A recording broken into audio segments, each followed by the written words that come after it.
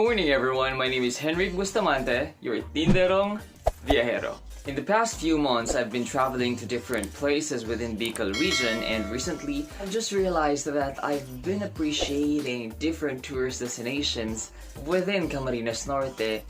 But why can't I showcase what we got in Talisay? I am very excited to tour you around in our municipality. So tara, samahan niyo ko at tuklasin natin ang Talisay. Let me officially welcome you to my hometown, Talisay Camarines Norte.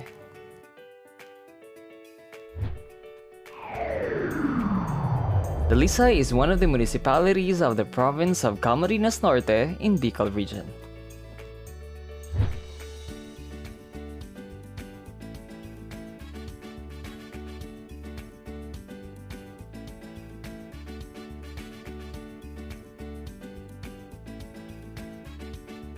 If you're traveling from the north going to Kahit, the capital town of the province of Camarines Norte, you can easily tell if you're in Talisay as you will see lots of rice fields.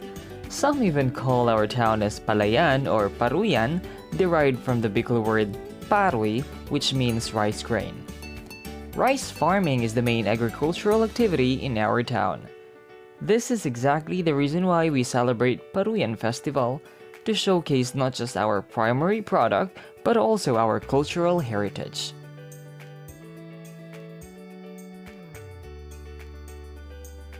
Look at that perfect view. Such an invigorating atmosphere. Sino ba namang hindi kaganahan dyan, di ba? Talisay isn't just about Paruyan. We also have a beautiful beach, and that is in San Jose.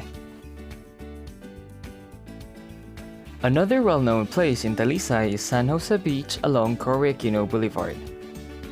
Cory Aquino Boulevard is the longest boulevard in the Philippines. It is approximately 8.7 kilometers, and with its easy access to different towns of the province of Camarines Norte, it truly boosts not just the commerce but also the ecotourism industry that would give locals more opportunities.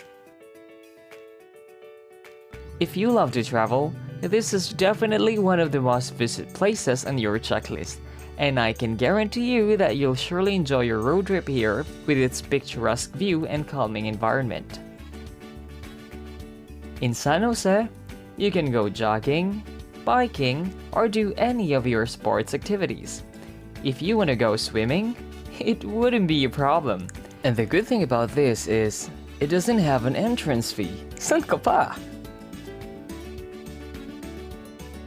Either you want to be with a group of people or just be with yourself, you don't have to worry as you can always find the right spot for you. In the evening, there are a lot of street foods in the area. You can have your dinner here with your family and friends. There are so many options and the foods vary from light to heavy meal, and they are all budget friendly, which I love the most.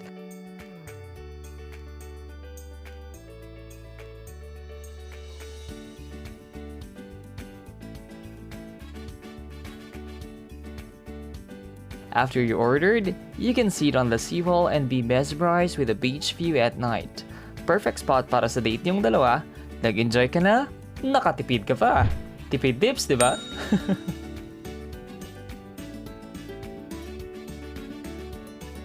Oops, teka lang.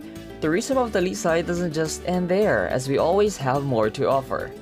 There are 2 more places that I would like to showcase to you, so arat na! Welcome to Barangay Santa Cruz.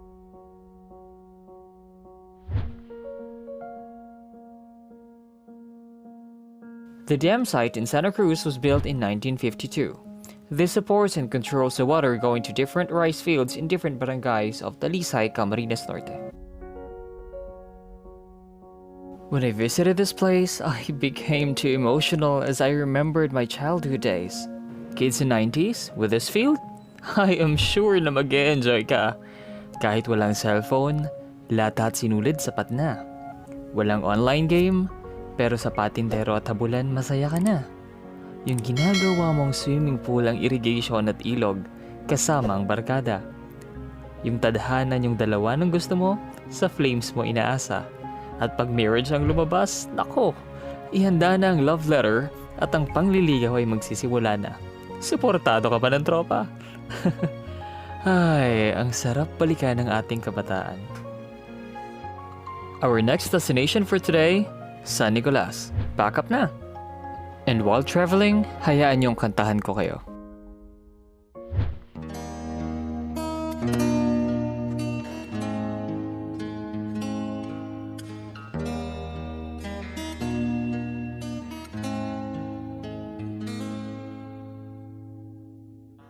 I can think of all the times you told me not to touch the light. Never thought that you'd be the one. I couldn't really justify how you even thought it could be right. 'Cause everything we cherished is gone. And in the end, you tell me if it was worth the try, so I can decide. This will simple this trees, and all will be alright in time. And waves over mountains because seas, and all will be alright in time. Oh, you never really loved someone until you learn to forgive. Andito na tayo! Welcome to Barangay San Nicolas Mangrove Forest!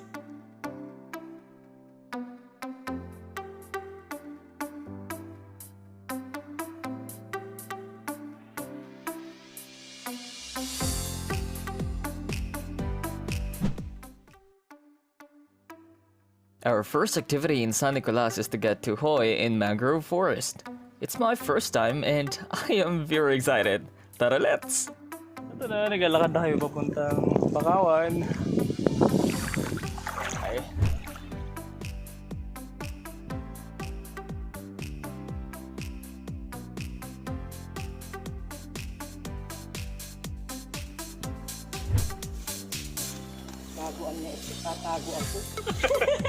Wala na ikaw na kumuha.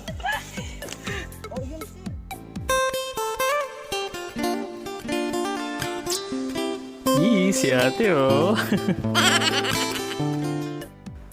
Very supportive si ate. Yun. Kuya na yung nakuha ko. Yes, nakakuha din. Ganda pala itong libangan. Pagod. Pero at least nakakuha tayo, di ba? Ayan, si Ma'am Jelay yung taga-ipon. Ito po yung aming harvest. Alam mo sa harvest, ang dami.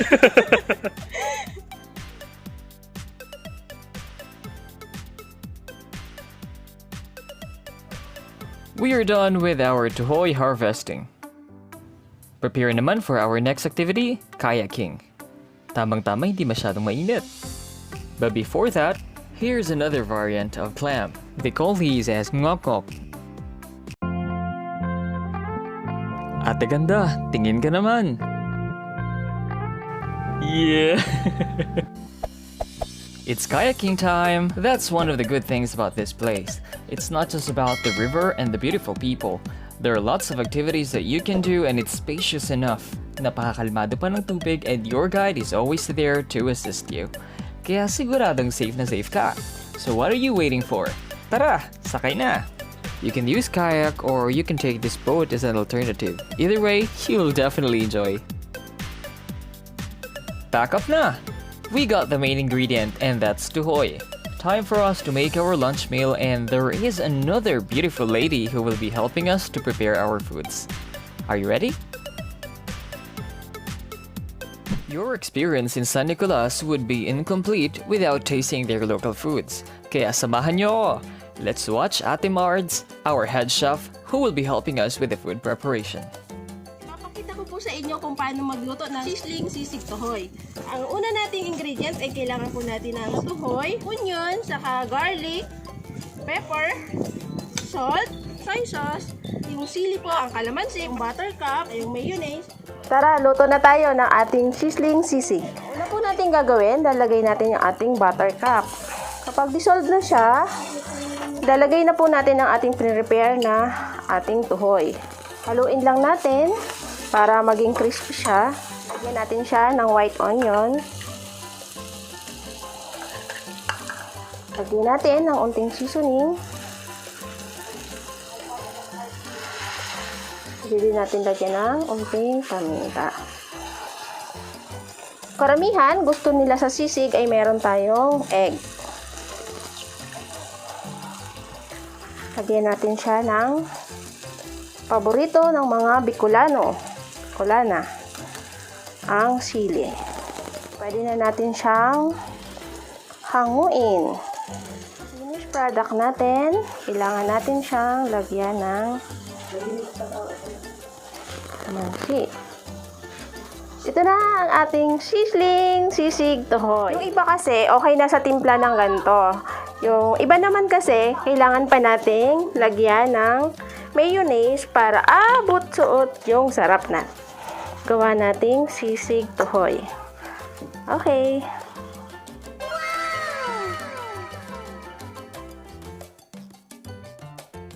Narito naman tayo sa ating lulutuing second recipe, which is yung lumpiang tuhoy.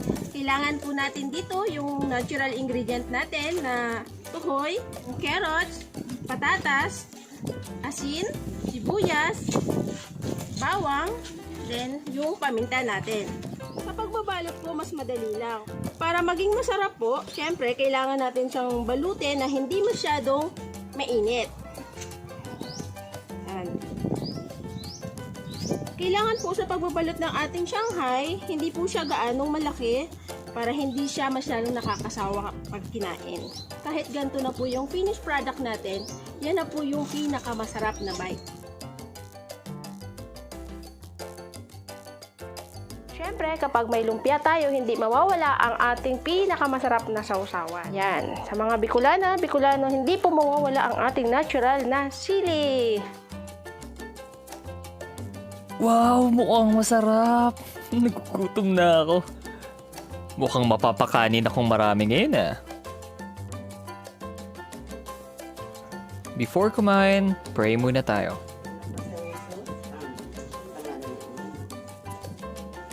Tara kain!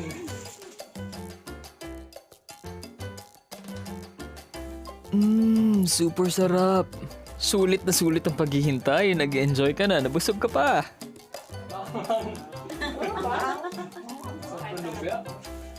Para din siyang yung natural na karne. Medyo malang-salang na karne. Pero Ganyan talaga okay naman kasi may suka. masustansya sir yan. Kaya sa mga high blood, hindi ko yung pagkakain ng tuloy.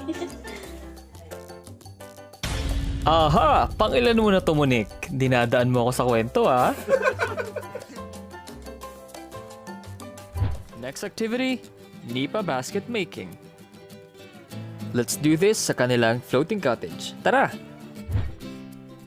Tamang-tama sa hapon, lalo na busog. Ooh, fresh air!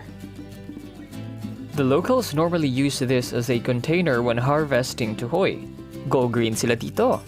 That's one of the reasons why wala kang makikitang plastic sa area, aside sa mga recycled materials. Not to mention that this basket is pretty sturdy. Trust me, I've experienced it during our tuhoy harvesting. Tapos na. As of now, they have 2 available floating cottages that you may use. The one that we are using is the bigger one. Floating cottages are perfect in the afternoon, especially if you just want to rest and just be mesmerized with the relaxing atmosphere of the place. You can even ask for assistance from one of the locals for the floating cottage to be placed at the middle of the river if you want privacy or at least a quiet environment. Especially if the reason why you are here is because you have a date or pwede rin naman work or meeting. If you want to go swimming, no problem. Siguradong matutuwa ang mga kids niyo dito. Regardless of the reason, I am sure and confident na mag-enjoy ka. Now, it's time for photoshoot!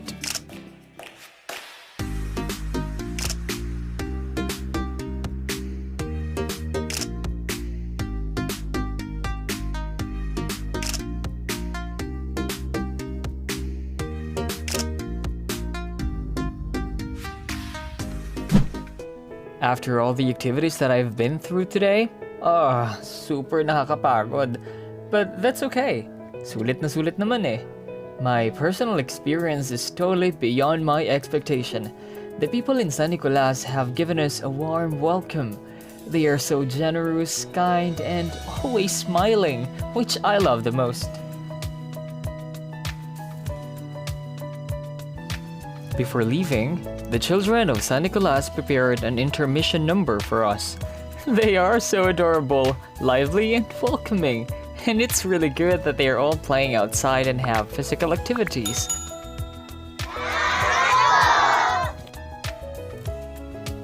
Because of all of these, I will definitely be back here. Next time, gusto mo sumama?